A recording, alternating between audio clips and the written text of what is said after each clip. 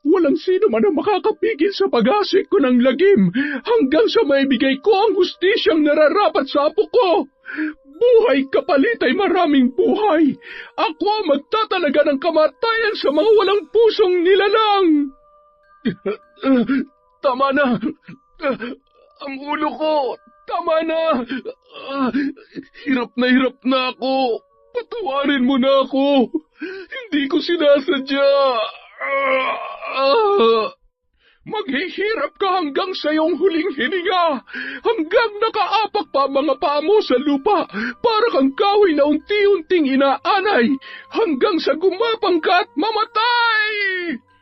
Taon 1983, Barangay Kang Asa.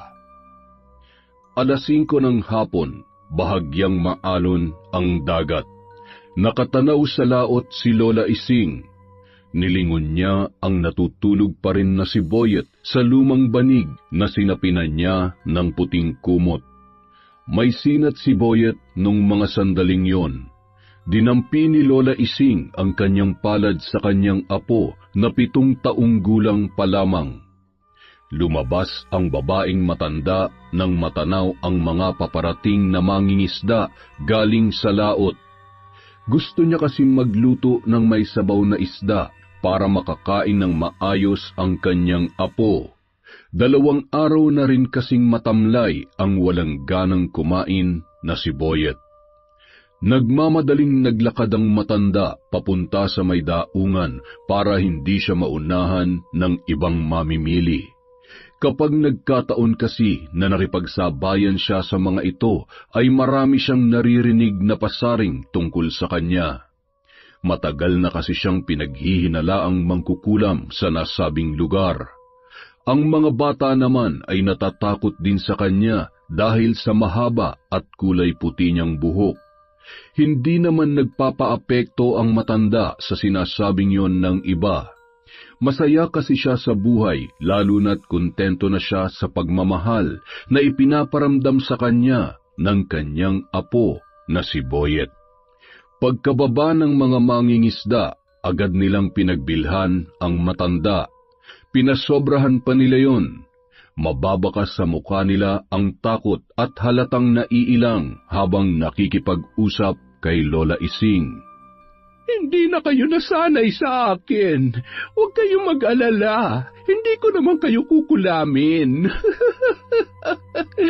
Salamat sa pasobrang isda. Sigurado matutuwa ang apo kong si Boyet. Pagkatapos mag-abot ng bayad ay agad din siyang tumalikod. Iba talaga ang kaba ko kapag nakikita ko si Lola Ising. Hindi ko pa rin maiwasang isipin na mangkukulam siya. Ikaw, Arman, naniniwala ka ba sa kulam? Hindi ko alam. Wala akong alam sa mga ganyang bagay. Pero kung iisipin nga naman, sino pa ba naman ang mukhang mangkukulam dito sa baryo natin? Tsaka nakita mo ba kung gaano kakapal yung pera ni Lola Ising? Saan naman siya kukuha ng ganong karaming pera kung hindi siya mangkukulam? Ang sabi nga mahal ang bayad sa ganyan. Depende sa ipagagawa. Ayos, di ba? Mas malaki pang kinikita niya kaysa sa atin na nagtitiis sa lamig sa laot. Para lang may maipakain sa pamilya natin na naghihintay sa bahay. Ay, nako. Tinatanaw ng mga mangingisda ang matanda na noon ay naglalakad na papalayo mula sa kanilang daungan. Samantala, nagising si Boyet dahil sa kahol ng alaga nilang aso. Tinapa niya ang unan ng kanyang lola, ngunit wala doon si Lola Ising. Gumapang siya papunta sa may pinto at hinanap ang kanyang tungkod na ginagamit niya kapag naglalakad sa labas. Buti, ano na naman ang nakikita mo? Ang ingay mo naman Nasaan ba si Lola? Nakita mo ba siyang umalis? Hoy bata, ang pangit ng aso mo! Ang daming sugat, kadiri! Aray, bakit ka ba nang babato? Silbahe ka! Isusumbong kita sa Lola Ising ko! Di magsumbong ka. Baka gusto mong sabihin ko sa lolo ko na palayasin kayo sa baryong ito. Ang pangit ng bahay nyo. Pangit-pangit ng damit mo. Parang ikaw ang pinakapangit dito, pati yung lola mo na mukhang mangkukulam. Wala ka na nga nanay, wala ka pang tatay. Nye, nye, nye, nye, nye. Bulag! Lola! Nasaan ka, Lola? Mula sa hindi kalayuan, narinig ni Lola Ising ang iyak ni Boyet. Habang nagmamadali sa paglalakad ay natumba siya ng mabangga ng tumatakbong bata na nanggaling sa kanilang bahay. Mangkukulam! Aray ko, salbahing bata ito Apo, Boyet, sandali lang ha? Pagkatapos bumangon, lakad-takbo nang pumasok sa tarangkahan si Lola Ising. Agad na pinahid ni Lola Ising ang luha ng kanyang apo na si Boyet, sabay niyakap ng mahigpit. Napakunot noo siya nang mapansin na may bukol ito sa ulo. Napakasalbahe talaga ng batang yon. Naturingan pa man din na apo ng kapitan dito sa atin. Masakit ba, apo? Halika na, pumasok na tayo at gagamutin natin ang bukol mo. Sabi ko naman sa'yo, huwag kang lalabas at napakasalbahe ng ibang bata rito. Sabi niya pangit daw ako at mangkukulam daw kayo, Lola. Ano po bang ibig niyang sabihin? Ano po yung mangkukulam? Huwag mo na lang intindihin yung sinabi niya, apo. Isa pa, hindi ka pangit. Hindi man kasing bago at ganda ng mga damit mo katulad ng sa batang yun, pero napakagwapo mo kaya. Gwapo ka dahil napakaganda ng nanay mo. Basta mula sa araw na ito, dito ka lang sa loob ng bahay, ha? Lalabas ka lamang kapag kasama mo ako, ha? Naiintindihan mo ba si Lola? Opo, Lola. Siya nga po pala. Buhay pa po bang tatay ko? Apo, pasensya ka na.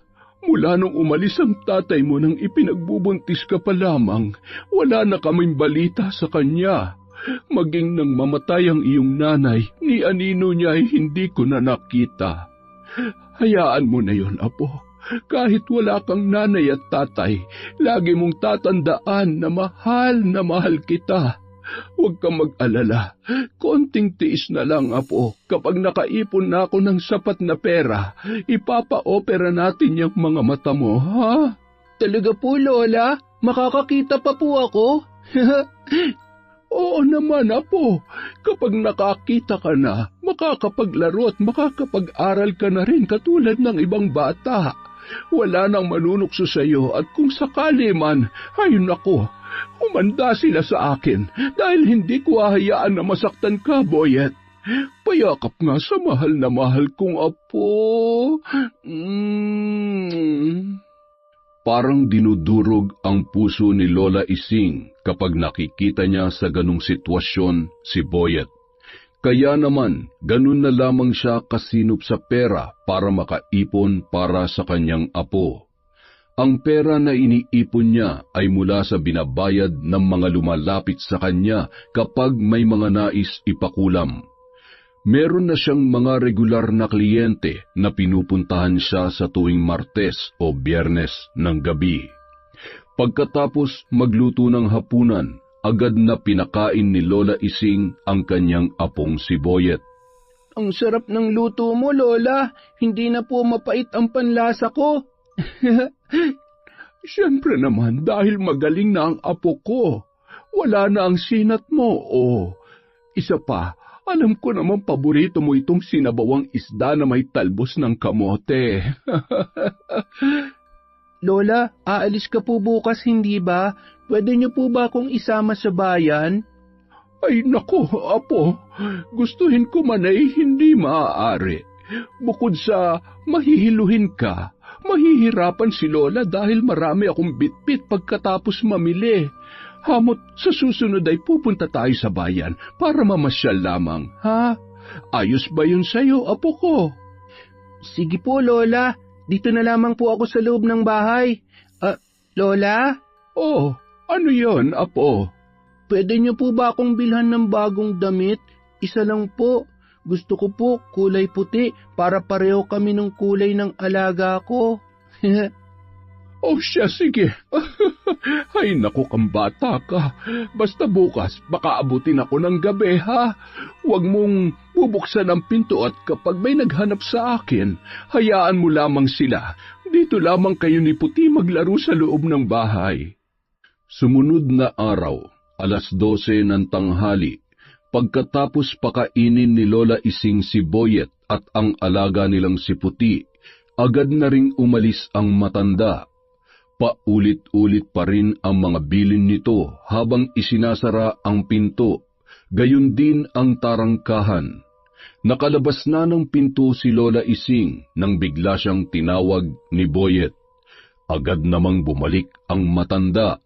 Hinawakan ni Boyet ang kamay ng kanyang lola, sabay inilagay ito sa kanyang muka. Mag-iingat ka po, Lola, ha? Uuwi po kayo kaagad, ha? Ay, oo, apo.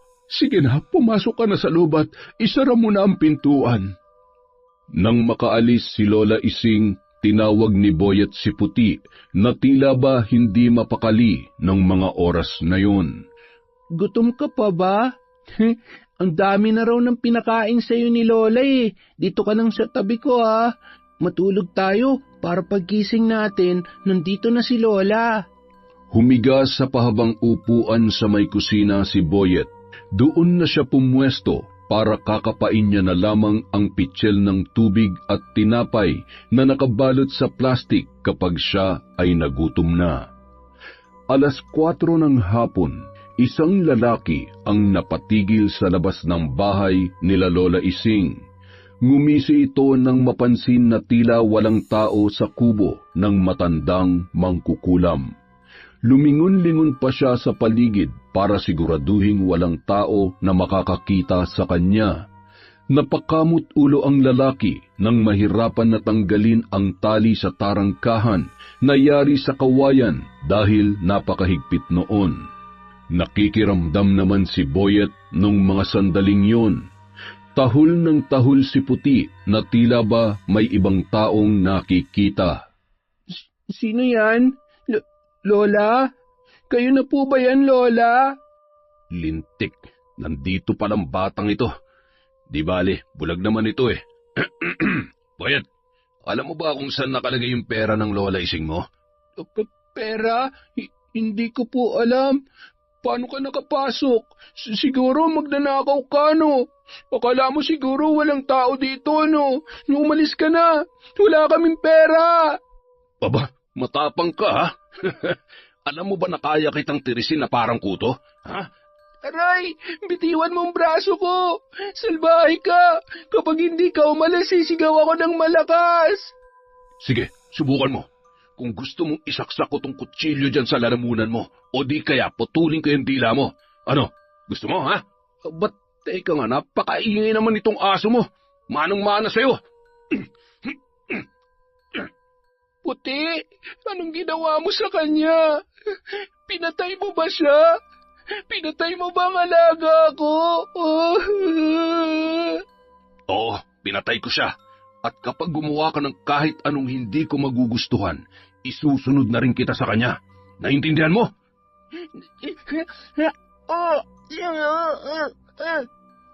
Aray, lintik kang bata ka, kinagat mo pa ako.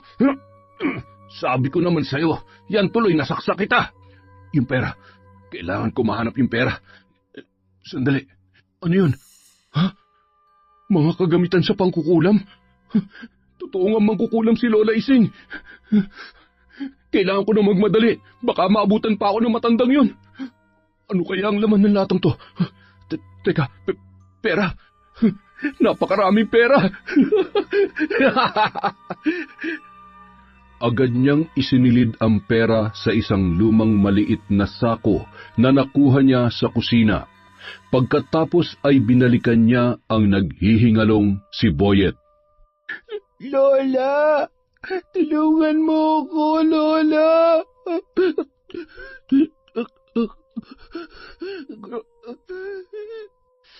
Pasensya ka na, Boyet. Kailangan ko lang eh. Kesa naman makulong ako, tatapusin na lang kita. Kailangan ko lang may paggamot ang tatay ko.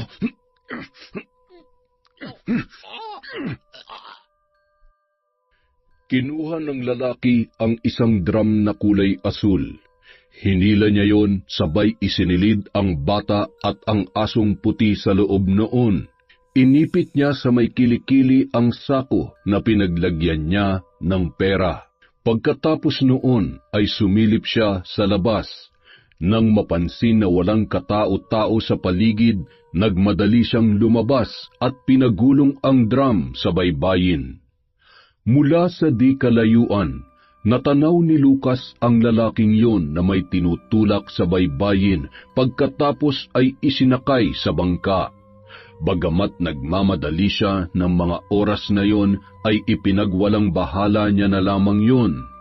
Papaalis na rin kasi siya ng mga sandaling yon para mamingwit ng isda. Samantala, malayo pa ay napansin na ni Lola Ising ang nakabukas na tarangkahan.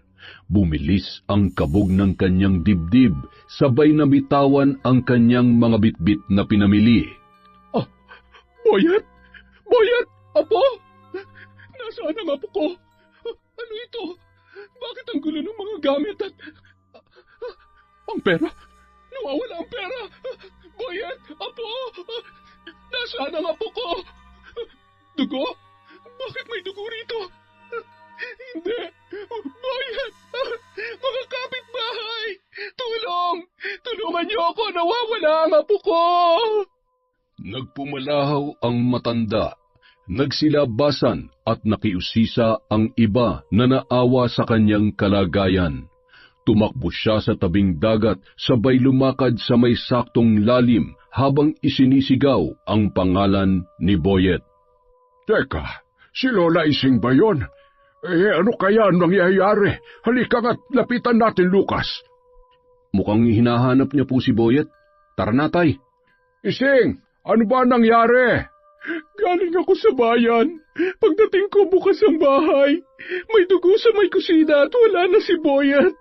Magulo din ang bahay at nawawala ang pera na inipon ko para sa pagpapa-opera niya. Nakita niyo ba siya? Tulungan niyo naman ako. Huwag ko kayong mag-alala. Tutulungan ko po kayong maghanap. Sa tingin niyo po ba naglaro siya sa dagat? Maalon pa naman. Mabuti pa ho, lumapit na rin kayo kay Kapitan. Oo nga. Halika't sasamahan kita, Ising. Agad na sumakay sa bangka si Lucas para hanapin si Boyet. Inalalayan naman ni Lolo Jose si Lola Ising na noon ay nanghihina at patuloy pa rin sa pag-iyak. Huwag ka nang umiyak. Ipagdasal na lang natin na walang masamang nangyari kay Boyet. Hindi naman kalayuan ang bahay ng kapitan sa lugar na yon. Malayo pa ay nakakunot noon na siya nang makita ang matanda. Matagal niya nang pinag-iinitan si Lola Ising dahil sa alam niyang mangkukulam ito. Ano ka mo? Magpapatulong kayo sa paghahanap sa apo ninyo? Kung tinangay na palang batang yun ng malalaking alon, anong gagawin ko? Ipasisisid ko sa mga tanod at mga kagawad ang dagat? Kapitan, ngayon lang ako lumapit at humihingi ng tulong sa inyo. Alam ko may pumasok na magnanakaw sa bahay namin dahil ang perang pinakaipon-ipon ko ay nawala rin. Alam kong siya rin ang dahilan kung bakit nawawala ang aking apo. Baka sinaktan at kung saan niya dinala si Boyet. Nakikiusap ako, Kapitan. Mabuti pa umuwi na muna kayo. Susunod na lamang ako kasamang iba pang opisyal ng barangay at ang iba naman, uutusan ko na tumulong sa paghahanap sa apo nyo. Kung bakit ba naman kasi iniiwan nyo ng mag-isa yung bata? Alam nyo namang... Ay... Nandito ako para humingi ng tulong. Hindi para sisihin mo, Kapitan. Kung hindi bukal sa loob mo na tulungan ako, salamat na lang.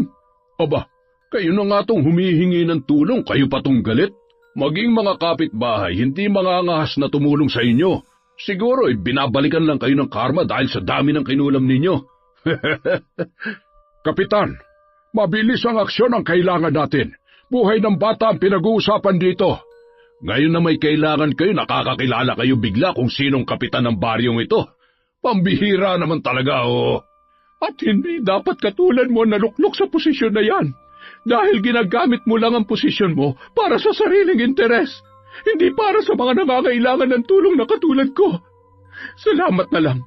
Huwag ka na mag-abala pa dahil hindi ko na yun kailangan. Anak ng... Sige, sabi mo yan ha. Tingnan lang natin kung makakabalik ng buhay ang apo nyo. Ayaw nyo naman pala ng tulong ko eh. Di mabuti. Ay nako, storbo. Hindi pa man tuluyang natatapos ang sinasabi ng kapitan, agad nang tumalima papaalis si Lola Ising at agad namang sinundan ni Lolo Jose ang matanda na kanyang pinsan. Paano natin mahahanap ang apo mo ngayong tinanggihan mo ang tulong ni kapitan? Kailangan natin ng pulisya para mag-imbestiga at tumulong sa paghahanap.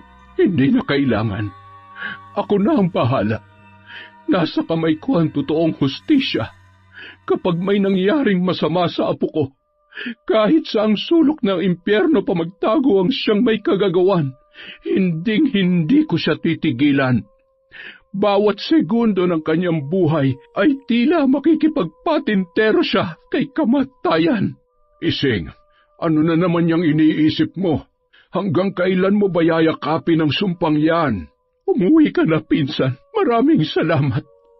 Pakiusap, wag kang magtatangkang hadlangan ang mga gagawin ko. Alam mo kung paano ako magalit.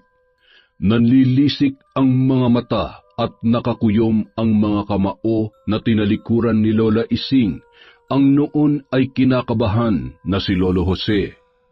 Higit sa kanino man ay kilala niya ang kanyang pinsan. Batid na batid niya kung ano ang kakayahan nito sa pangkukulam.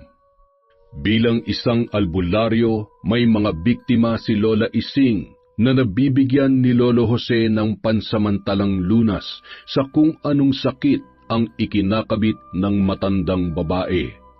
Ngunit hindi niya magawang kontrahin ang sumpa nito. Kambal ang kanilang ina, pareho sila na may alam sa aklat ng karunungan. Nasa sa kanila na lamang kung pipiliin nilang gamitin yon sa kabutihan o kasamaan. Kung kailangan kong pasakitan lahat ng mga taga rito para lamang masiguro ko na magbabayad ang sino mang umagrabyado sa apo ko, naway magkaroon ng himala at bumalik ng ligtas at buhay si Boyet. Dahil sa oras na may mangyari sa kanya, hindi ako magdadalawang isip na gamitin ang aking itim na kapangyarihan para pumatay. Isinusumpa ko. Samantala, sa kalagitnaan ng maalon at nag-aagaw dilim at liwanag ay nakita ni Lucas ang bangka ni Arman na nakadaong sa isang maliit na isla. May kalayuan din yon sa kanilang baryo. Bihira lamang ang naglalakas loob na pumunta roon, maging ang mga mangingisda dahil sa mga haka-haka na ang islang yun ay pinapangalagaan ng isang mabagsik na mambabarang na pinalayas sa kanilang baryo maraming taon na ang nakalipas. Nagpalinga-linga sa paligid si Lucas. Nakita niya ang isang maliit na sako sa bangka ni Arman na nakadaong sa baybayin ng islang yun. Dahil sa kuryosidad, binuksan niya ang naturang sako. Nagtaka siya kung bakit napakaraming pera ni Arman at kung ano ang ginagawa nito sa nasabing isla. Ibinalik niya yon sa dating kinalalagyan at naglakad-lakad sa malalaking bato papunta sa may bungad ng gubat. Agad niyang natanaw ang drum na kulay asul at laking gulat niya nang makita si Arman. Pawis na pawis, duguan ang damit at nanlaki ang mga mata ng binata nang makita ang malapit niyang kaibigan na si Lucas. Anong ginagawa mo dito? Hindi ba dapat ako nagtatanong sa iyo niyan? At saka, bakit may mga dugo yan damit mo? Ano kasi? Sabihin mo na sa akin. May kinalaman ka ba sa pagkawala ni Boyet? Nasaan siya? Saan mo dinala si Boyet? Anong ginawa mo sa kanya? Masyado ka namang seryoso kung makapagtanong ka. Para naman akong mamamatay tao niyan. Parang hindi tayo magkaibigan, pre. Yun na nga eh. Kaibigan kita kaya alam ko ang takbo ng utak mo. Yung pera sa bangka mo, saan nanggaling yon? Pambihira ka naman. Di pinag-ipunan ko. Alam mo naman kailangan ko ng pera para may pampagamot si tatay. Ano ba iniisip mo? Magnanakaw ako? Ang dugo sa damit mo. Paano mo ipapaliwanag yan? Alam mo bang nawawala si Boyet at hinahanap siya ni Lola Ising? At malamang sa malamang pati mga pulis tutulong sa paghahanap dahil lumapit na sila kay Kapitan. Ano? Anong ibig mo sabihin? Tsaka, kung nawawala si Boyet, ano naman ang pakialam ko dun? Wala akong kinalaman sa pagkawala niya. Hindi ko siya pinatay. Hindi! Saan ka pupunta? Arman, sandali. Hindi mo matatakasan ang ginawa mo. Kung ginawa mong saktan si Boyet para lang madugtungan ang buhay ng tatay mo, isang malaking pagkakamali yun. Hindi ka na naawa sa kalagayan niya. Nasaan si Boyet? Ha? Saan mo dinalang pamangkin ko? Ha? Bitiwan mo ako. Hindi mo ako naiintindihan. Kailangan ko nang gawin yun. Hindi ko sinasadyang mapatay si Boyet. Napakasama mo. Magbabayad ka. Dapat sa'yo makulong. Hindi mangyayari yan dahil walang ibang makakaalam nito. Hindi ako pwede makulong kaya dapat sa'yo mamatay din katulad ng pamangkin mo. Habang nagpapambuno ang dalawa sa may batuhang bahagi, sinakal ni Arman si Lucas habang nanlilisik ang kanyang mga mata. Hindi siya nagdalawang isip na iumpog ng paulit-ulit ang ulo ng kaibigan niyang si Lucas. Nanginginig ang kanyang mga kamay habang tinititigan ang dugo na nagmula sa ulo ng kanyang kaibigan. Patawad, Lucas. Salamat sa lahat na naitulong mo sa akin. Hinila ni Arman ang katawan ni Lucas papunta sa dagat. Nagmistulang dugo ang kulay ng tubig sa parte kung saan unti-unting lumulubog ang katawan ng binata. Samantala, pagka-uwi sa kanilang lugar, bago siya sumakay sa kanyang bangka ay hinubad ni Arman ang kanyang damit. Binasa niya yon at kinusot ng paulit-ulit hanggang sa mawala ang kulay pulang dugo. Nagmamadaling bumaba ng bangka si Arman. Inayos niya at siniksik ang sako ng pera sa tagong parte ng bangka, sabay tinakpan niya yon ng trapal na nakatupi. Nagulat siya nang biglang may humawak sa kanyang braso. Nakita mo ba ang apo kong si Boyet? Si Lucas. Nakita mo ba siya? Ano naman ang gagawin ng apo niyo sa dagat? At saka, bakit sa akin niyo hinahanap si Lucas? Arman, galing ka sa laot? Nakita mo ba si Lucas? Kanina pa siya umalis para hanapin si Boyet pero hanggang ngayon ay hindi pa rin siya bumabalik. Halata sa mukha ng binata ang kaba at hindi rin ito makatingin at makasagot ng maayos, lalo na't hindi pa rin binibitawan ni Lola Ising ang kanyang braso. Hindi ko po alam. Hindi ko po nakita si Lucas. Sige po, mauna na ako sa inyo. Pasensya na ho, wala kasing kasama si tatay sa bahay. Nung mga oras na yon, nagkatinginan sina Lola Ising at Lolo Jose, kasabay ng nagmamadaling pag-alis ni Arman. Ay, ano kaya nangyari doon? Nababasa ko ang kanyang mga mata at kilos, Jose. Iba ang pakiramdam ko sa binatang yon. Isa siyang... Teka, kailangan kong makahanap ng pruweba kung tama nga ang kutob ko. Sa paanong paraan? Teka, ano yung ginagawa mo? Kung kailangan kong halugugin ang buong bangka na ito para lamang makahanap ng kahit anong ebidensya na makapagpapatunay sa kutob ko. Ay, sandali. Jose, tignan mo. Ito ang pera ko. Kutsilyo. May mga bahid pa ito ng dugo. Amang mahabagin, sa'yo ba talaga yan? Sigurado ako, akin ang mga ito. Hayop na yon. Ano ang ginawa niya sa apo ko? Boyet! Umuwi ka na muna. Ako na ang bahalang makiusap muli kay Kapitan. Kailangan natin ng tulong ng mga otoridad para mahuli ang kriminal na yon. Isa pa, nag-aalala na rin ako para kay Lucas. Bakit hanggang ngayon ay hindi pa siya bumabalik? Lumalakas pa naman na ang alon at mukhang papaulan na rin. Ay, Diyos ko, ingatan mo sana ang anak ko at naway makabalik siya ng ligtas. Sa tingin mo ipapahuli niya si Arman? Kapatid ng nanay ni Arman si Kapitan, kaya siguradong poprotektahan niya yon. Kailangan nating magbaka sakali. Hayaan mo na lang siya na takbuhan ang kanyang kasalanan? Walang sino man ang makakapigil sa pag-aasik ko ng lagim hanggang sa maibigay ko ang hustisyang nararapat sa apo ko. Wala siyang matatakbuhan. Buhay kapalit ng maraming buhay. Ako magtatalaga ng kamatayan sa mga walang pusong nilalang. Huwag mo na akong panghimasukan sa aking mga plano.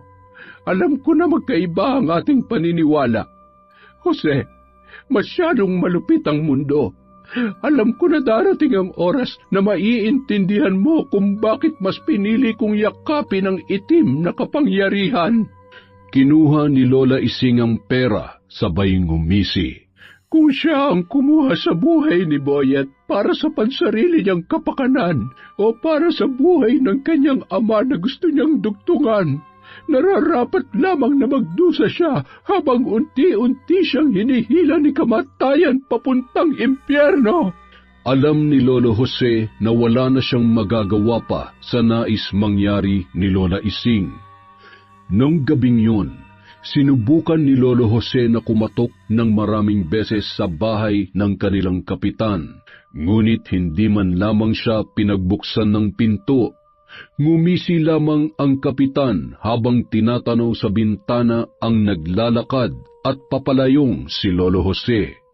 Dahil sa nangyari, sa mga mangingisdang kasamahan ni Lucas lumapit si Lolo Jose para hanapin ang kanyang anak. Hindi naman nagdalawang isip ang mga yun, lalo na't maraming nagmamahal kay Lucas dahil sa pagiging mabait at matulungin nito. Naibalik nila ang bangka ni Lucas, ngunit bigo silang matagpuan ang katawan ng binata.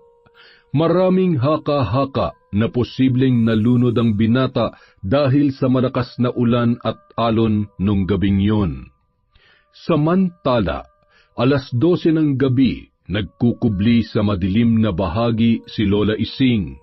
Nagmamasid siya sa labas habang nakatanaw sa loob ng bahay dahil sa noon ay nakabukas na bintana.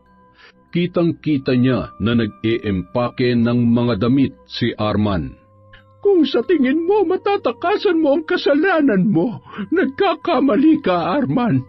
Wala kang kawala dahil kahit saan ka pa pumunta, minuminuto kang mumultuhin ng iyong kasamaan. Pagkatapos mag-empake ay nagpaalam si Arman sa kanyang nakaratay na ama. Tay, sandali lang ho ako. Pagbalik ko, aalis na tayo sa baryong ito. Ipapagamot na kita. May pera na tayo, Tay. Makakapagsimula na tayo at magsasama pa tayo ng matagal. Hinawakan siya sa braso ng kanyang ama bilang tugon, habang nagngingilid ang mga luha nito. Anak, wag kang gagawa ng kahit anong desisyon na pagsisisihan mo sa huli. Huwag mong babahiran ng dugo ang iyong mga kamay para lamang madugtungan ang buhay ko. Mas gugustuhin ko pang mamatay kaysa ipahamak mo ang iyong sarili ng dahil sa akin. Tay, wala akong ginagawang masama. Basta kahit anong mangyari, hindi mo ko iiwan dahil gagaling ka pa. Pangako ko sa iyo yan. Kaya lumabang ka lang, Tay. Arman, anak, dito ka lang. Huwag kang umalis. Arman! Pagkaalis ni Arman ay nakangising pumasok si Lola Ising. Nilapitan niya ang hindi na makabangong matanda dahil sa iniinda nitong karamdaman. Alam mo ba kung gaano kasama ang anak mo? Demonyo ang anak mo. Isang magnanakaw at sigurado kung may kinalaman siya sa pagkawala ng apo ko. Anong ibig mong sabihin? Hindi yan magagawa ng anak ko. Huwag mo siyang sasaktan. Nakikiusap ako, Ising. Kaya dumarami ang mga anak na katulad niya ay dahil sa mga magulang na katulad mo. Ang mali ay mali. Ang bawat kasalanan ay may kabayaran. At ngayon, nandito ko para simulan ang aking paniningil. Anong gagawin mo sa akin? Maawa ka. Huwag. Habang binibigkas ni Lola Ising ang salitang Latin, hinahawakan niya ang ulo ng kanyang bibiktimahin. Hindi yun makakilos at wala na ring boses na lumalabas pa sa bibig ng matandang lalaki. Bumunot siya ng ilang hibla ng mapuputing buhok ng nasabing matanda. Pumunit siya ng kapirasong tela sa laylayan ng damit nito. Pagkatapos noon ay kinuha ni Lola Ising ang hinubad na damit ni Arman. Nanginginig ang kanyang mga kamay. Naaamuyan niya pa rin ang malansang dugo kahit wala na ang bakas sa damit na yun. Lalo lamang nagtagis ang bagang ni Lola Ising sabay tumingin sa larawan ni Arman na nakasabit sa kanilang dingding. Samantala, patuloy naman sa paghalughog sa bangka si Arman. Tumutulo na ang kanyang malamig na pawis sa kakahanap ng sako na naglalaman ng pera. Nasaan na yung pera? Sinong kumuha dito nun? Ilang sipa at suntok ang kanyang pinakawalan sa bangka hanggang sa naramdaman niya ang hapdi ng kanyang kamao. Dumaloy ang dugo sabay sumigaw ng malakas sa tindi ng pinaghalong pagkadismaya at galit.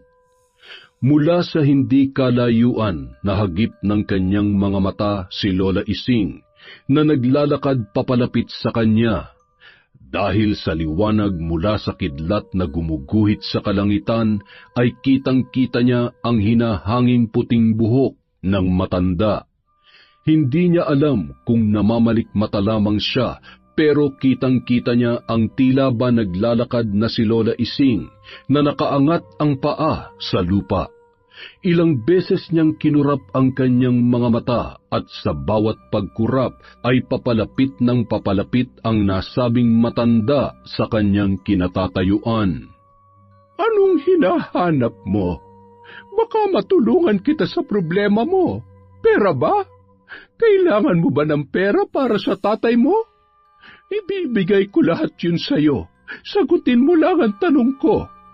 Nasaan ang apo ko? Nasaan si Boyet? Huwag kang lalapit. Hindi ko alam kung anong sinasabi mo. Hindi ko alam kung nasaan si Boyet. Sinungaling. Pagsisisihan mo ito. Pagsisisihan mo.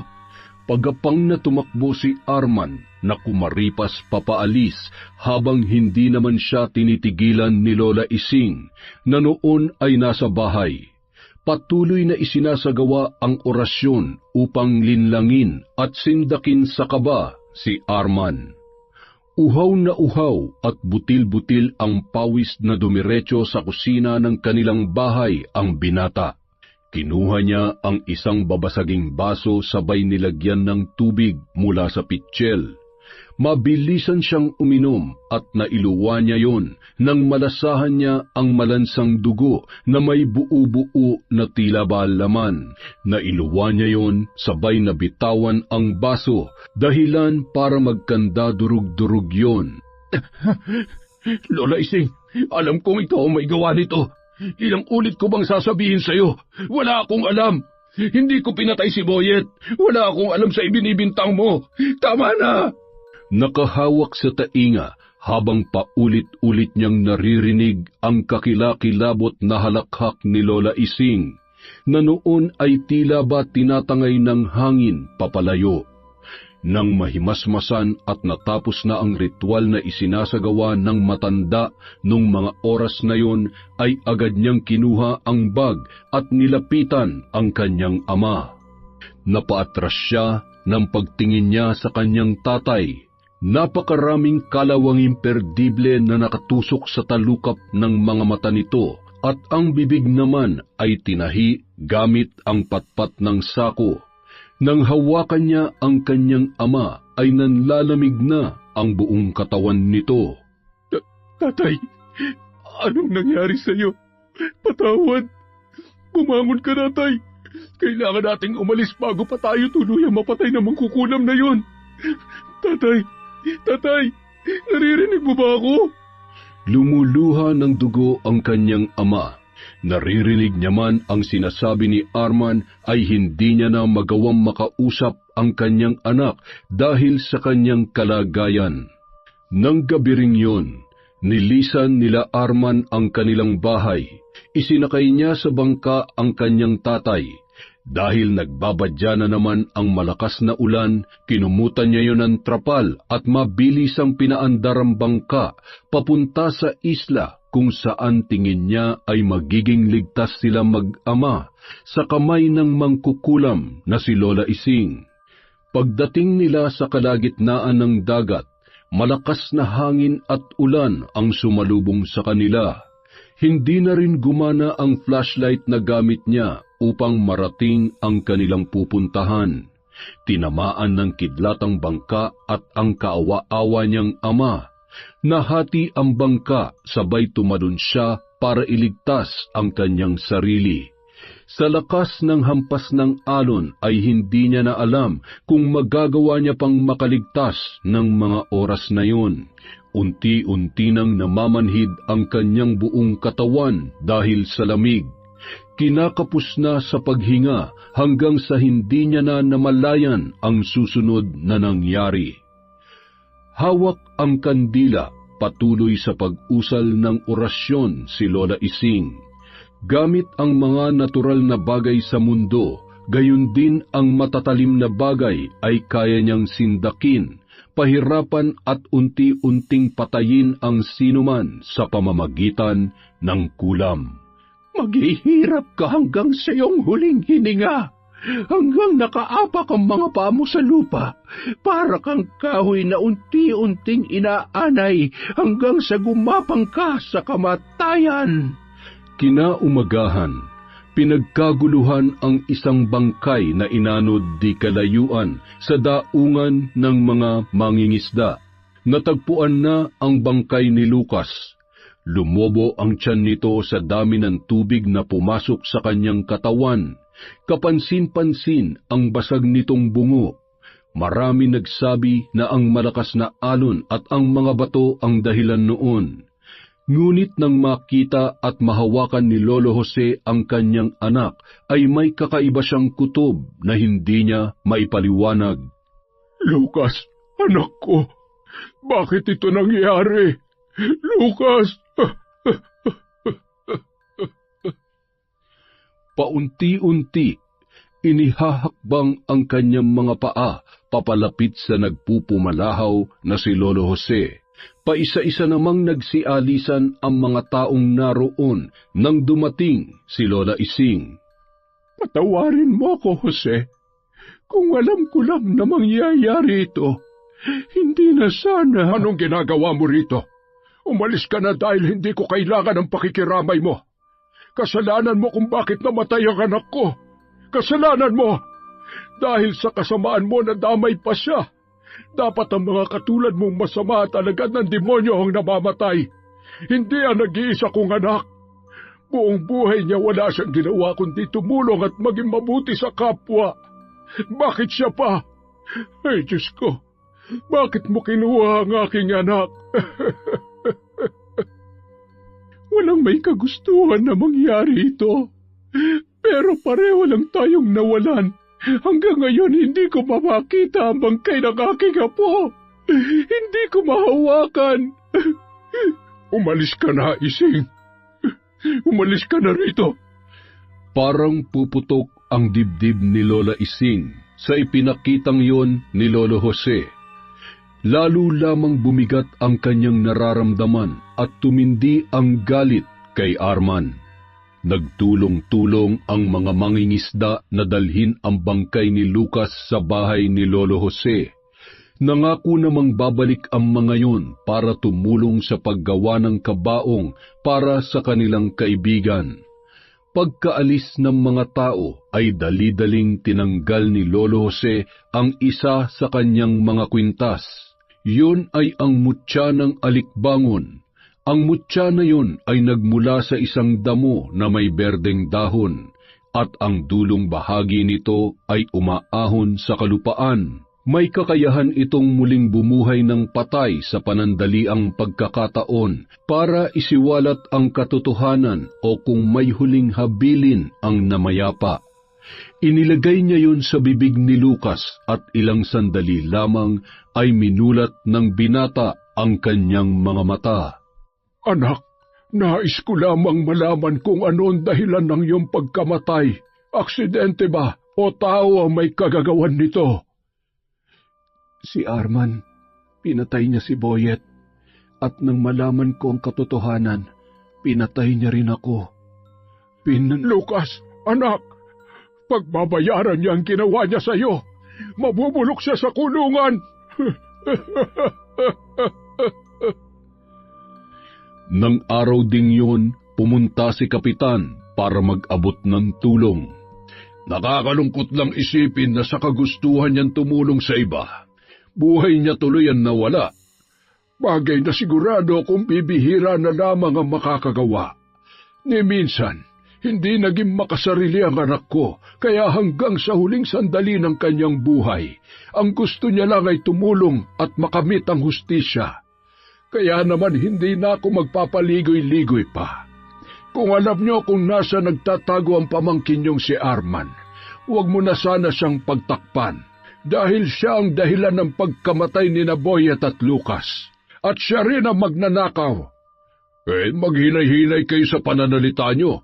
Mahirap magbintang lalo na't wala kayong sapat na ebidensya.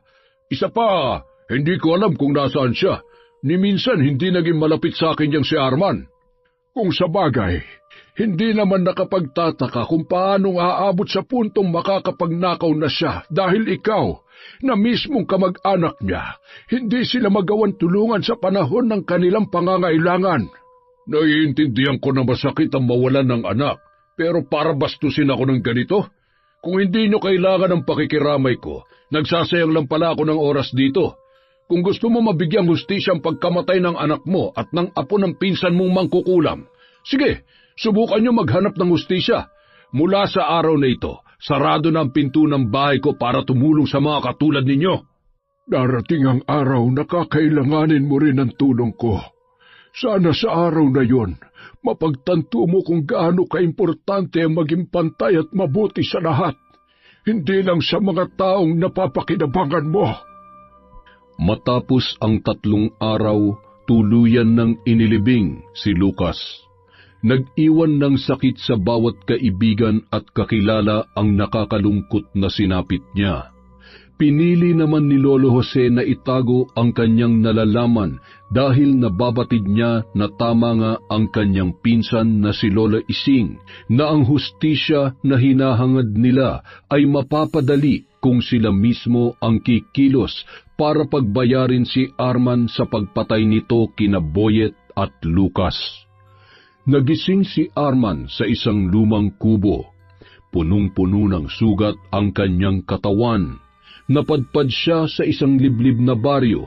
Natagpuan siya ng mga mangingisda roon at dinala sa bahay ng isang albularyo na nakatira malapit sa baybayin. Bigla na lamang siyang napahiyaw nung mga sandaling yun. Tama na! Ang ulo ko! Tama na! Isang makapangyarihang mangkukulam ang may gawa sa iyo nito. Isang sumpa na hindi basta-basta makokontra ng kahit sino man. Pahihirapan ka niya hanggang sa ikaw ay mamatay. Hindi ako pwede mamatay. Ako ang papatay sa mangkukulam na yon bago niya pa ako matuluyan. Papatayin ko siya! Tumigil ka. Huwag mong sabihin yan. Lahat na naiisip mo at bawat kilos mo ay alam niya. Magkaugnay kayong dalawa dahil sa sumpa ng kulam. Hindi ka niya titigilan hanggat hindi ka nakakabayad sa mga kasalanang nagawa mo. Hindi ba manggagamot ka? Gamutin mo ako! Sabi ko naman sa iyo, masyado siyang malakas. Hindi ko siya kayang kalabanin. Wala ka palang silbi. Anong klaseng albularyo ka ba? Ha? Alam mo kung ako sa'yo, gagawa ko ng paraan dahil kapag hindi mo ako ginamot, isusunod kita sa mga pinatay ko. Pinatay? May pinatay ka? Oh, bakit? At ikaw ang isusunod ko kapag hindi mo nagawa ang gusto ko. bigyan mo ako ng kahit anong proteksyon para hindi ako masaktan ng mangkukulam na yon. Yung mga medalyon mo, ibigay mo sa akin yan. Bilis! Hindi maaari. Ito ang nagbibigay proteksyon sa akin at gabay ko sa panggagamot. Ako ang namamanata sa mga ito kaya hindi ito gagana kahit pa ipagkaloob ko sa iyo. Lalo na't masama ang iyong hangarin. Gaano man kalakas ang isang mutya o anting-anting kung hindi para sa kabutihan, hinding-hindi mangyayari ang iyong kagustuhan at kahilingan. Harapin mo ang iyong kasalanan. Pagbayaran mo sa tamang paraan, baka sakaling mailigtas mo ang buhay mo kapag naitama mo ang lahat. Nagpapatawa ka ba? Walang awa ang mangkukulam na yon. Kung alam mo lang kung anong ginawa niya sa amin ng tatay ko. Pero lahat ng pinagdaanan ninyo ay parte lamang ng kanyang paniningil. Isang pagkakamali ang kalabanin ng isang mangkukulam. Marami siyang kayang gawin para ikay pahirapan hanggang sa ikaw ay mamatay. Bitawan mo yan. Pagkatapos kong gamutin ang mga sugat mo, magagawa mo pa talaga akong pagnakawan at saktan? Dahil wala kang kwenta, kaya mas mabuti pang patayin na lang din kita. Huwag, maawa ka. Sige, susubukan kong kalabanin ang mangkukulam na nagpapahirap sa'yo. Huwag mo lamang akong papatayin. Yan, ganyan. Takot ka rin naman pa nang mamatay eh. Humanda ka sa akin, Ising. Sisiguruhin ko na sa susunod na magkita tayo, luluhod at magmamakaawa ka sa akin.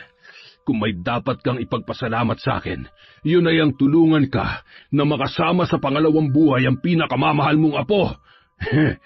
Tay, huwag ka mag-alala. Ibabalik natin sa matandang yun ang lahat ng pagpapahirap niya sa atin. Mahal na mahal kita, Tay. Ipaghihiganti kita. Samantala, isa kang hangal para pagbantaan ang buhay ko. Lahat ng naranasan mo ay walang-wala pa sa pasakit na dapat mong pagdaanan. Hihintayin kita sa muling pagbabalik mo. Hihintayin kita. Sa ngayon, panahon naman para turuan ng leksyon ng kapitan. Tingnan lang natin kung hindi mabawasan ang kayabangan niya sa katawan. Sinindihang muli ni Lola Ising ang 3 kandilang itim. Binuksan niya ang isang libro. Isang kulay itim na damit ang inilapat niya sa sahig. Habang inuusal ng paulit-ulit ang mga salitang nakasulat, pinapatakan niya ng kandila ang iba't ibang parte ng damit na yon. Ay, napakainit ng pakiramdam ko. Ang hapdi ng balat ko.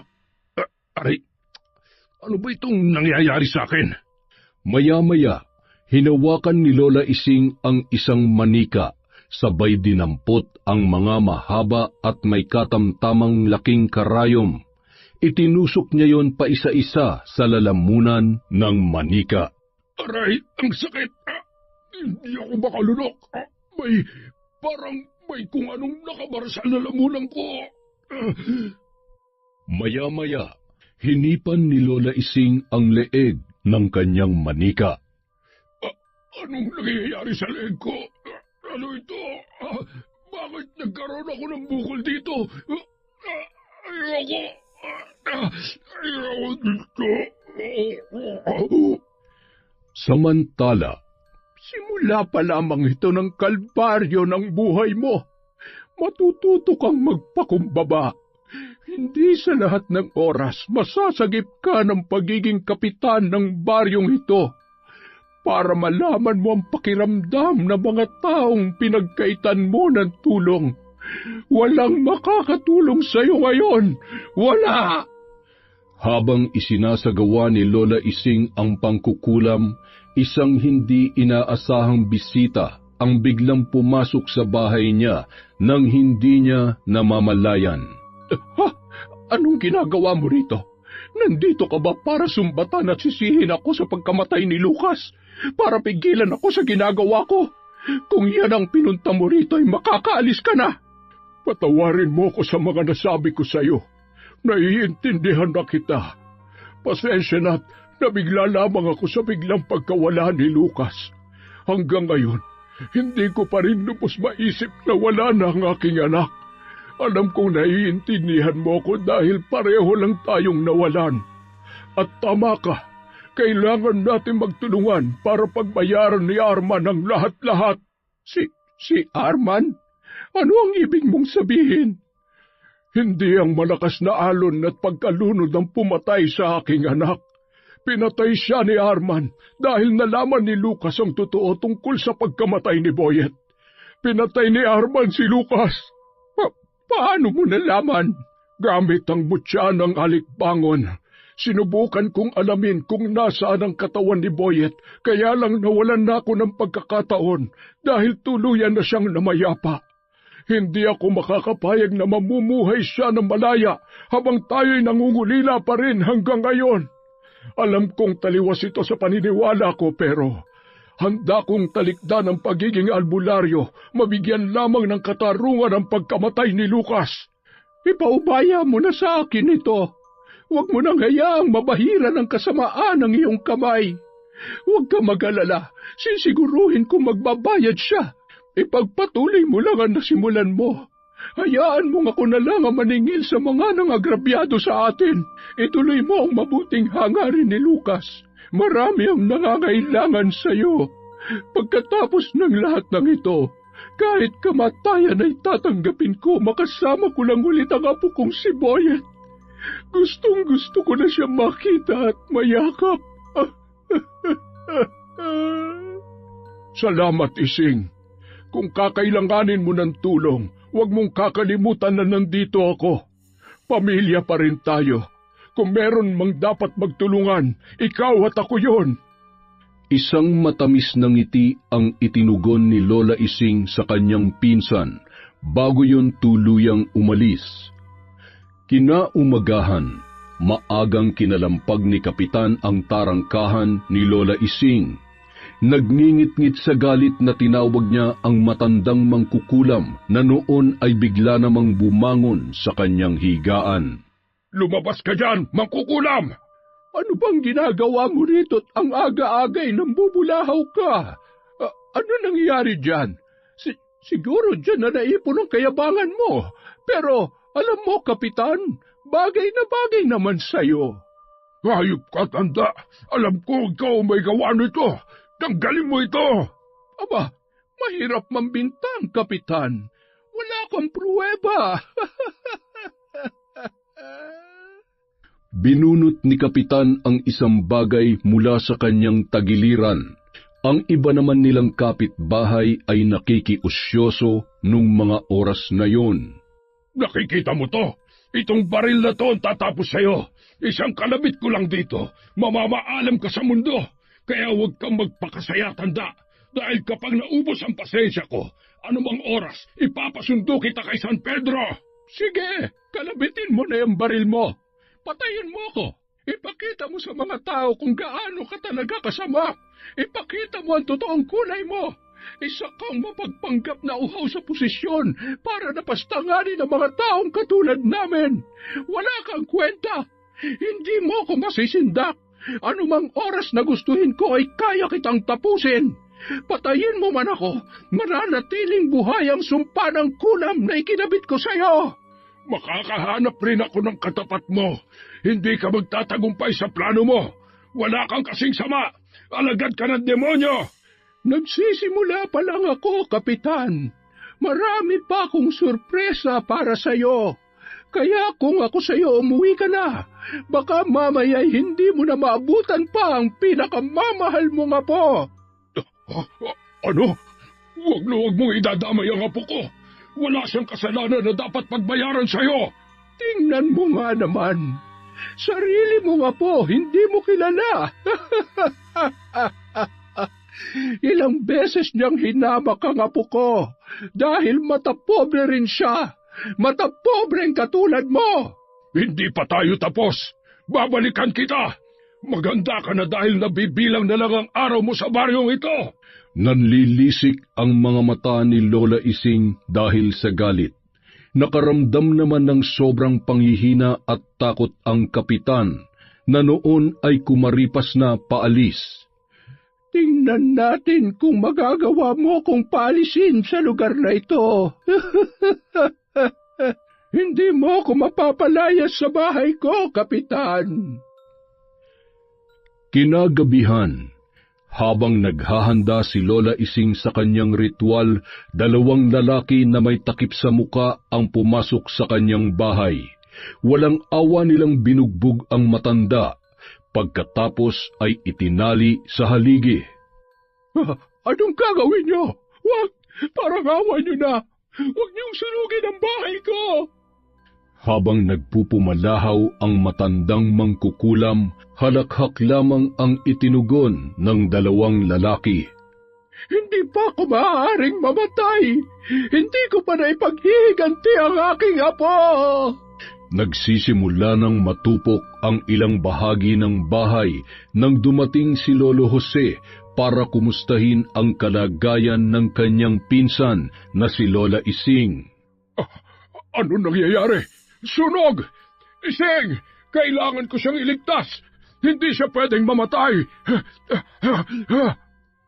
Nagmamadali niyang sinipa ang pinto na noon ay bahagyang nakabukas. Matapos kalagan ng tali si Lola Ising na noon ay nahihirapang huminga dahil sa makapal na usok. Pilit nilang inaaninag ang kinalalagyan ng kaban kung saan naroon ang mga gamit niya sa pangkukulam. Lumabas ka na! Ako nang bahala magdala nito! Bilisan mo! Ilan sa mga kalalakihan ang sinubukang tumulong na patayin ang nagngangalit ng apoy na unti-unting nilalamon ang bahay ng matandang mangkukulam. Napahiyaw na lamang si Lola Ising habang inaalala ang mga panahon na masaya silang magkasama ng kanyang apong si Boyet sa bahay na yon. Wala nang dahilan pa para magtira ko ng awa sa hayop na siyang may kagagawan nito. Ibabalik ko ng mas higit pa ang ginawa niya sa akin. Sino may kagagawan nito? Isang tao lamang ang nagbanta sa aking buhay, kaya nasisiguro ko na siyang may pakana ng lahat ng ito. Isang malaking pagkakamali na hindi niya sinigurong matutuluyan ako. Ngayon, matatamasa niya ang bagsik ng aking paghihiganti. Para masigurong ligtas si Lola Ising, pinatuloy siya sa bahay ng kanyang pinsan na si Lolo Jose. Wala rin namang ibang mapupuntahan ang matanda. Maliban sa gamit niya sa pangkukulam ay wala na siyang naisalba pang iba. Sa isang iglap, maging ang pera na naipon niya para sa pagpapaopera sana ng kanyang apo ay tuluyan ng naging abo. Mula sa di kalayuan, nakatanaw si Kapitan na noon ay nakangisi habang pinagmamasdan ang lumalagablab na apoy at tuwang-tuwa sa kanyang naging matagumpay na plano. Iniabot niya ang bayad sa 2 lalaki na kanyang inutusan na saktan at sunugin ang bahay ng matanda. Siguro naman ngayon, magtatanda ka na. Dapat kasi kinikilala mong binabangga mo, tanda. Wala na akong dapat problemahin pa. Ngayong patay ka na, wala na akong dapat pang ikatakot. Kasabay ng kanyang pagtawa ay ang paghawak niya sa bukol sa kanyang leeg na tila ba puputok na nung mga oras na yun. Lolo, gusto mo po bang uminom? Oo, apo. Bigyan mo naman ako ng tubig. Nahihirapan na akong huminga. Tila wala sa sariling kaisipan na naglalakad ang bata at kumuha ng tubig. May kung anong binubulong yun, sabay iniabot sa kanyang lolo at ngumisi nang akma niya ng iinumin yun. O, ano pa nangyayari sa inyo, Lolo? Bakit ganyan ang kulay ng mga mata nyo? Nang marinig ng kanyang asawa ang pag-uusap ng maglolo, ay agad siyang lumabas sa kwarto at pinuntahan. Nilapitan ang mga ito. Ayaw niyong uminom, Lolo? Akin na lang yan! Inagaw ng bata ang isang basong tubig sa kanyang lolo, sabay ininom yun. Bigla na lamang humandusay ang katawan ng bata, sabay bumula ang bibig. Habang nagpupumalahaw sa iyak ang mag-asawa dahil sa pag-aalala sa kanilang apo, biglang lumakas ang hangin hanggang sa maabot ng kortina ang degaserang ilaw at tumumbayon sa sahig. Tumulo ang gaas sa patungan nito. Doon nagsimulang lumaki ang apoy. Paglingon ng mag-asawa ay agad silang nagmadali para apulahin ang nagsisimula pa lamang na sunog. Ngunit ilang hakbang pa lamang nila ay pareho silang napaluhod na tila ba nawalan ng lakas ang kanilang mga binti. Ano bang nangyayari? Hayop ka, Ising! Patay ka na't lahat pinahihirapan mo pa rin ako! Bakit kailangan mong idamay ang pamilya ko? Bakit? Tama na! Patawarin mo na ako! Samantala, sa pamamagitan ng apoy, tupukin nawa ang walang awa niyong puso. Matitikman nila ang nagliliyab na init ng aking paghihiganti. Mamamatay kayo na gumagapang. Kamatayan lamang ang katapusan sa hirap na inyong mararanasan.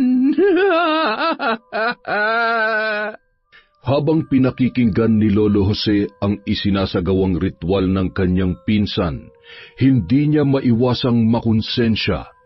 Pumasok siya sa isang kwarto at tinapik ang balikat ni Lola Ising. Ising, tama na yan. Baka lalo ka lamang mapahamak sa ginagawa mo. Hindi ako natatakot sa kahit ano pang kapahamakan na paparating. Wala na ang hayop na kapitan na yun, pati na rin ang kanyang apo at asawa. Pinatay ko na sila.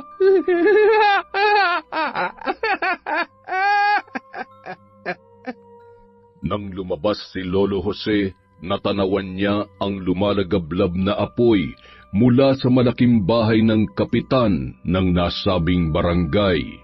Makalipas ang isang linggo, naging usap-usapan sa buong baryo ang nangyari sa kanilang kinikilalang kapitan. Maraming haka-haka na nagsasabing si Lola Ising ang may pakana ng lahat. Nadagdagan ang takot ng mga tao na naging sarado ang isip sa totoong dahilan ng paghihiganti ng matanda. Hindi naman nakapagtataka dahil nung nakaraang araw lamang ay sinugod siya ni Kapitan sa bahay at pinagbantaan. Natural gaganti ang mangkukulam na yon. Nakakatakot na sa baryong ito. Mukhang wala ng awa si Lola Ising mula nang mawala si Boyet. Sa tingin ko, hindi na tayo ligtas sa baryong ito. Bakit hindi na lang natin siya paalisin dito para wala ng katakutan ng mga tao? Ikaw, itiko mo yung bibig mo. Kapag nagkataon ikaw naman ang isusunod ni Ising sa sobrang dahas ng dila mo, makita mo. Samantala, balita ko, pinag-uusapan ka na raw ng mga tao. Ano nang gagawin natin? Paano kung tutuhanin nila na ikaw ay palayasin dito sa atin? Kung ayaw nilang madamay, wag silang magtatangkang pagkaitan akong manirahan sa baryong ito. Naniningil lamang ako sa mga taong may atraso, at kung pagkakaisahan ako ng mga taga rito, sila na rin mismo ang gumawa ng sarili nilang kalbaryo. Isang gabi, hindi mapakali ang albularyo na hawak sa leeg ni Arman. Arman, natatakot ako. Baka kasi hindi ko kayanin. Katulad ng sinabi ko sa iyo, masyado siya malakas. Kailangan ko bang ituloy ito? Natatakot ka sa matandang yon? Sa akin hindi. Subukan mo lang sumuway sa sinasabi ko. Hindi ako magdadalawang isip na tapusin ka. Nanginginig ang mga kamay ng albularyo habang hawak ang kanyang libreto at sinimulan ng ritual na ginagamit sa pagtuligsa ng mangkukulam. Nang magsimula ng umusal ng orasyon ay napaupo at nakaramdam ng pagkahilo si Lola Ising. Jose, nanghihina ang buo kong katawan. Iabot mo sa akin ang mga gamit ko. Mayroong sumusubok na kontrahin ang pagiging mangkukulam ko. Kung sino man siya, pagsisisihan niya ang kanyang ginagawa. Mukhang mahina siya ngayon. May pag-asa tayo matalo siya. Magagawa natin siyang tapusin kung hindi siya lalaban. Talaga? Magagawa mo yon? mga hangal! Ikaw ang magiging susi sa aking paghihiganti. Linlangin mo ang taong nag-uutos sa'yo kung ayaw mong masaktan ng masigit pa rito. Hawak ni Lola Ising ang manika. Tinusok niya ng karayom ang gitna ng bibig nun, sabay hinila ang sinulid. Kasabay noon ay ang paglawit ng dila ng albularyo. Kinuha niya ang isang manipis na kulay itim na kutsilyong patulis. Tinutusok niya ang bawat pulsuhan ng albularyong yon, dahilan para mapahiyaw ang lalaki sa sakit.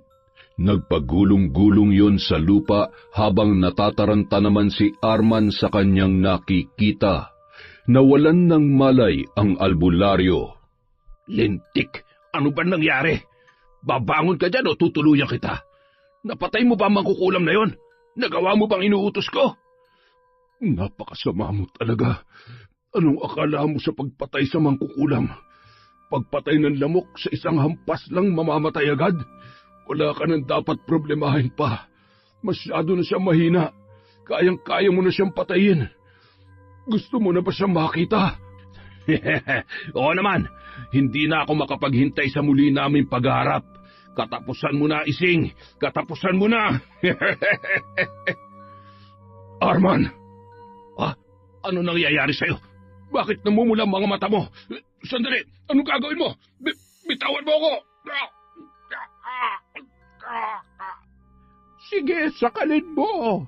Sakalin mo siya hanggang sa maubusan siya ng hangin sa katawan at lumuha ng dugo ang kanyang mga mata.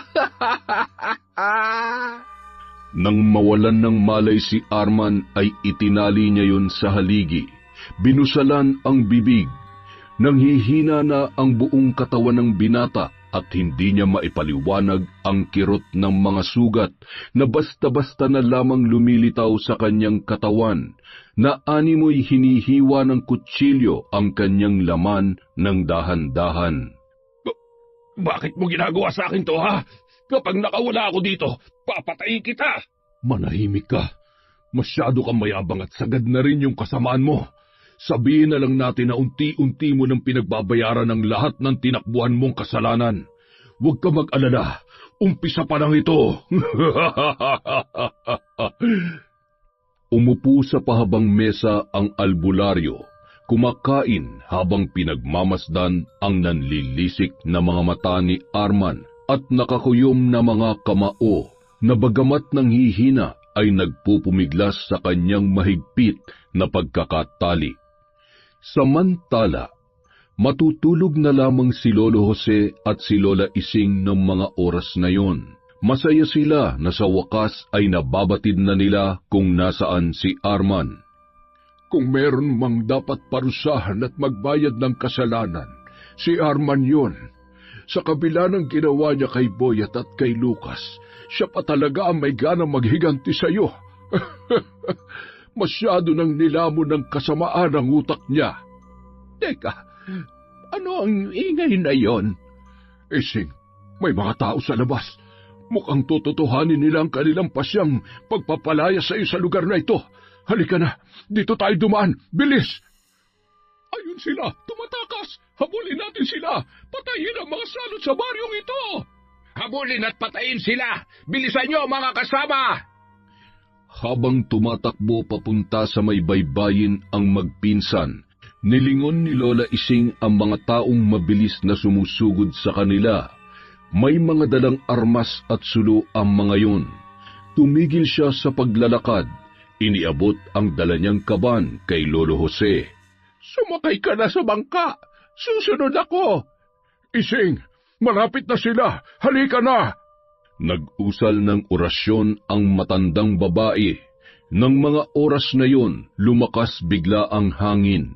Nagliparan ang mga dahon at buhangin dahilan para tumigil sa pagtakbo ang mga taong kukuyog sana sa kanila. Lahat sila ay napuwing at ang iba naman ay nasugatan ng mga dala nilang matatalas na bagay dahil hindi na nila makita ang kanilang dinaraanan. Nararapat lamang yan sa mga katulad ninyong walang puso. at agad na pinaandar ni Lolo Jose ang maliit na bangka. Saan na tayo pupunta ngayon, Ising? Sa lugar kung saan walang malupit na tao. Sa lugar kung saan tahimik at tanggap tayo. Salamat sa tulong mo. Pasensya ka na dahil nadamay ka pa sa gulong ito. Dala ng matinding pagod, nakatulog na si Lola Ising. Nagising siya nang biglang lumakas ang hangin at ulan. Masyado malakas ang hangin.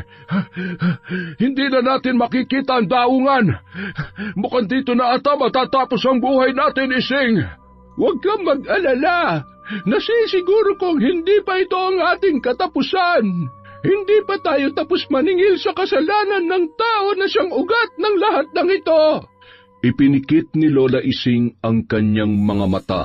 Ibinuka ang kanyang mga braso at tumingala sa langit kasabay ng pagguhit ng kidlat. Patuloy rin ang paghampas ng malalakas na alon. Sa tulong ng alon at malakas na hangin, dalhin mo kami sa lugar kung saan ligtas ang buhay namin. Matapos sambitin ng mga yon ay isang napakalaking alon ang sumalubong sa kanila, kasabay ng pagtaob ng bangkang kanilang sinasakyan. Kinaumagahan, nagising si Lolo Jose sa baybayin. Tumingin siya sa paligid. Hindi niya makita kung nasaan si Lola Ising. Diyos ko, sana naman ay ligtas siya. Jose, bumangon ka na riyan. Pamilyar ba sa iyo ang islang ito? Oo naman. Dito nakatira si Juana, isang mambabarang na nagmula sa ating isla. Hindi ko sigurado kung hanggang sa mga oras na ito ay buhay pa siya. Matagal ang buhay naming mga nagpapasakop sa dilim. Malakas ang kutob ko na nandito pa rin siya. Nararamdaman ko ang kanyang presensya. Sinuong nila ang gubat para hanapin ang kubo ng nasabing mambabarang. Nagkatinginan sila nang matagpuan nila yon sa gitna ng matatayog na kahoy at sa paanan ng isang talon. Sino kayo? Anong ginagawa niyo rito? Juana, galing kami sa isla kung saan ka galing. Sana'y matulungan mo kami. Katulad mo, naging biktima rin kami ng mga taong mapanghusga. Lola? Lola? Apo, nandito ako. Lumabas ka riyan, may mga bisita tayo. May kasama kang bata sa islang ito? Paanong? Natagpuan ko ang kanyang katawan. Akala ko'y patay na siya, pero nang hawakan ko ang kanyang dibdib, naramdaman ko ang mahinang pagtibok ng kanyang puso. Sinapok ko ang ilong niya at doon ko napagtanto na buhay pa siya. Si Boyet. Boyet daw ang kanyang pangalan. Boyet? Buhay ang apo ko! Apo? Ikaw ang lolang tinutukoy niya? Panaginip ba ang lahat ng ito? Boyet, narito ang Lola Ising mo. Lola Ising? Lola, nandito si Boyet. Lola, buhay po ako. Diyos ko, amang mahabagin. Si Boyet nga. Salamat sa Diyos at buhay siya. Boyet, apo ko, patawarin mo ako kung iniwan kita nung araw na yon. Apo ko, mahal na mahal ka ni Lola. Akala ko wala ka na. Patawad, Apo. Lola, yung lalaki hinahanap niya yung pera. Pinigilan ko po siya, pero pinatay niya si Puti at sinaksak niya po ako. Itinaas ni Boyet ang kanyang damit na sayad sa paa para ipakita ang saksak na natamo niya nung araw na inakala ng lahat na patay na siya. Maraming salamat sa pagligtas mo kay Boyet. Maraming salamat. Apo, pangako, hindi na tayo magkakahiwalay at pagbabayarin natin ang hayop na nanakit sa'yo. Pinatay niya pati ang Tiyo Lucas mo. Napayapos na lamang si Boyet sa kanyang lola. Hinawakan niya ang muka ng matanda, sabay pumapatak ang mga butil-butil na luha ng kanyang kagalakan sa kanyang mga mata.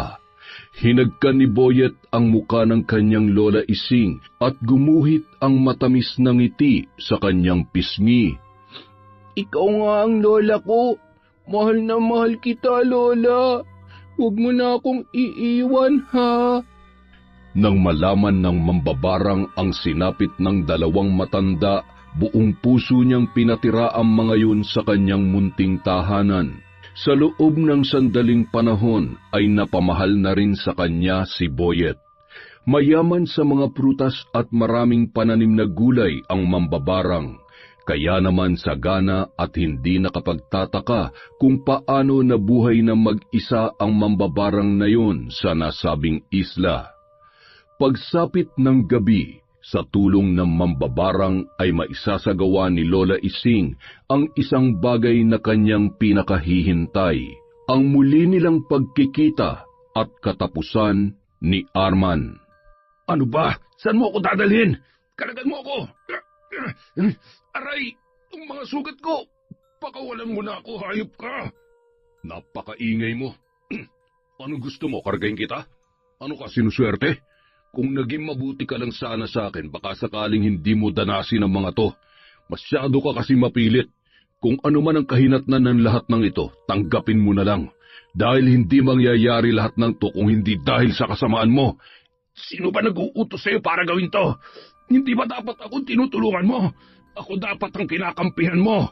Albularyo ka, kaya dapat tao na katulad ko tinutulungan mo, hindi ang mga alagad ng demonyo. Huwag mo akong turuan kung anong dapat kong gawin, Arman. Alam ko kung anong ginagawa ko. Isa pa, ayaw kong madamay sa sakit na pwede kong maranasan dahil lang sa'yo. Marami pang taong umaas at nangangailangan sa akin. Kaya huwag mo akong idamay, wala pa akong balak makipagkita kay San Pedro. Nang makarating sa tabing dagat, binuhat ng albularyo si Arman, sabay isinakay sa bangka. Aray ko, saan mo ba ako dadalhin? Sige, maglilikot ka dyan. Kapag tumaubtumbang ka at salagay mong yan, sige ka, siguradong malulunod ka.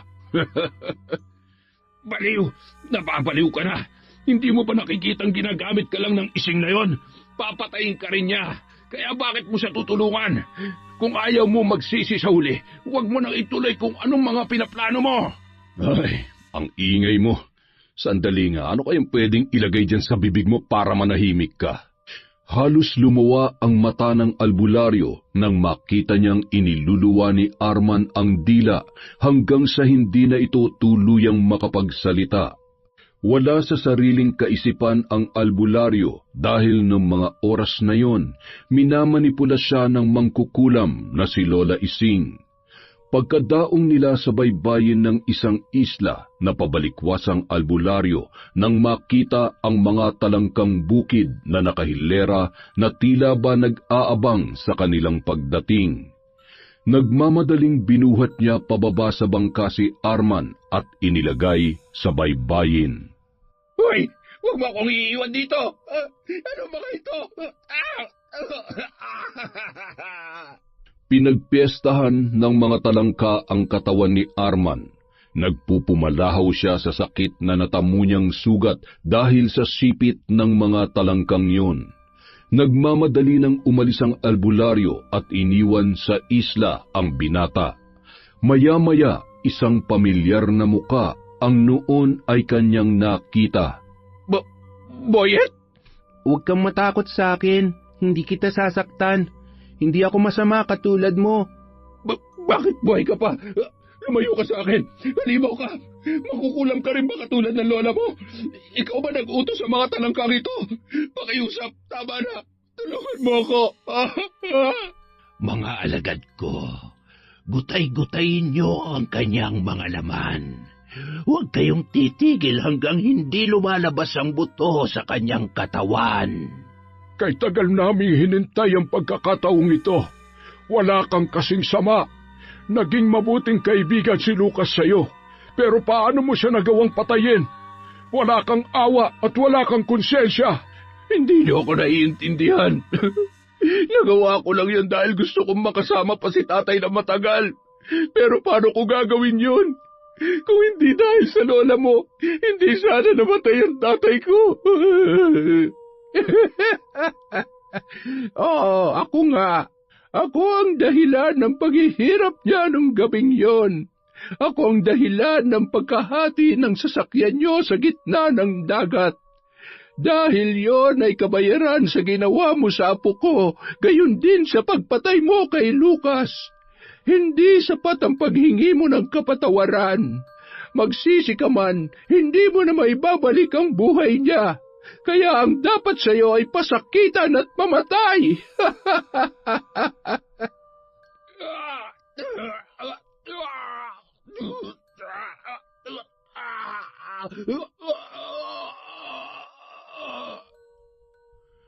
Walang kasing bilis na nilantakan ng mga talangkang bukid na pagmamay-ari ng mambabarang ang katawan ni Arman. Ang dalawa sa mga yun ay tinusok at dinukot ang mga mata ng binata gamit ang mga galamay nito, hanggang sa ang maiwan na lamang ay ang mga buto at bungo ng binata. Dalhin niyo yan sa baryo ng mapanghusgang mga tao. Takutin niyo sila para sila naman ang magkukumahog na lisanin ang kanilang mga bahay. Gawin niyo ang aking ipinag-uutos para sa ating mga kaibigan. Magaling, aking mga alagad! Magaling! Kinaumagahan, nag-ipon-ipon ang mga tao sa baybayin, pilit na kinikilala ang kalansay na inakala nilang inanod lamang sa kanilang lugar. Lumakad sila paatras sabay na pamura nang makita ang napakaraming talangka na animoy susugod sa kanila. Walang kasing bilis na gumapang ang mga yon. Nagsitakbuhan sila sa kani-kanilang mga bahay, ngunit sadyang napakabilis ng mga talangka. Nagtataka ang mga tao na walang tigil sa pagtakbo. Tumakbo na kayo! Paparating na ang mga talangka! Napakarami nila! Mukhang naghihiganti si Lola Ising sa mga taga rito. Hindi siya titigil! Papatayin niya tayong lahat! Ang mga tao nga naman, hanggang sa pagkakataong ito'y wala silang ibang alam, kundi ang paniwalaan ng bagay na walang kasiguruhan. Tama yan, matakot kayo. Ganyan na ganyan ang takot na naramdaman ko ng gabing kinukuyog ako ng mga tao. Takbo! Sa wakas, mamumuhay na tayo ng tahimik, malayo sa mga taong mapanghusga at sa mga taong mas masahol pa sa demonyo. Kung tutuusin, sila ang nagtulak sa atin na yakapin ang kapangyarihan ng dilim. Sa ganitong paraan, nabibigyan natin ng hustisya ang mga taong walang kalaban-laban. Ngayong napagbayad na natin ang mga may kasalanan, baka panahon na para ibaon mo na ang aklat ng karunungan. Magpasalamat na lamang tayo sa buhay na meron tayo ngayon at mamuhay ng payapa sa islang ito. Tama ka. Sapat na sa akin ang kasama ang aking apo. Lola, hindi na tayo aalis dito? Hindi na, apo ko. Dahil dito, ligtas ka. Walang manghahamak sa'yo. Lola, hindi na po ba talaga ako makakakita? Patawad, apo ko. Hindi ko na matutupad ang pangako ko sa'yo na ipapa-opera ko ang mga mata mo. Sinunog ang bahay natin at wala akong nakuha kahit isang sentimo. Ang tanging may papangako ko lamang sa iyo ay mula sa araw na ito, hanggang sa ako'y nabubuhay, Boyet. Ako ang magsisilbing mata mo. Hinding-hindi ko nabibitawan ang mga kamay mo. Tama na yan. Nagseselos na ako, apo. Paano ba yan? Dalawa na kaming lola mo. Hindi ko akalain na darating pa ang araw na ito. Ang akala ko kasi mamamatay na akong mag-isa dito sa isla. Kailangan nating manatiling malakas para sa ating apo. Napakaswerte ng batang ito dahil mula sa araw na ito, ipaparanas natin sa kanya ang payapa at simpleng pamumuhay, ngunit masaya. Nauwi sa tawanan ang kanilang pag-uusap habang iginigiya ng dalawang matandang babae si Boyet papasok sa gubat pabalik sa kanilang kubo. Muling nilingon ni Lolo Jose ang dagat habang inaalala ang mga halakhak ng kanyang nag-iisang anak na si Lucas. Ayun! Napakaganda po ng kwentong to, grabe! At dahil parami na ng parami ang ating subscribers, hi po kay Rio Cunanan. Hello kay Romilyn Aquino at sa anak niyang si Mark Lawrence. Hello! Kay Karen Ladregon. Hello po kay Malaya De Mayo. Hi kay Sherlyn Gumansing. Hello kay Pinkilit. Kay Lagawero Xiao TV. Hello rin po kay Jude Ringor Soriano. Hi kay LV Nicodemus. Hello po kay Alamana Ong. Hi din kay Josie Aniban. Kumusta po Elizabeth Somalinog? Hi kay Merly and Toma. Hi din po kay Lydia Lopez. Hello kay Marily Bazaron. Hi kay Mariam Duca. Kay Grace Petit. Hello din po kay Josie Aquilino. Hi din po kay Myla Lanon. Kay Oni8, hello kay Rose Joso, kay Hilario Patra Jasmine. Hello din po, kumusta kay Nery Cuyones from Bahrain, kay Eric Nermal, hello kay Parzone. Hi din po kay Margie Banosong from Cyprus, at syempre kay Kim1 1000. Maraming salamat po sa patuloy na pakikinig sa Kwentong Enteng.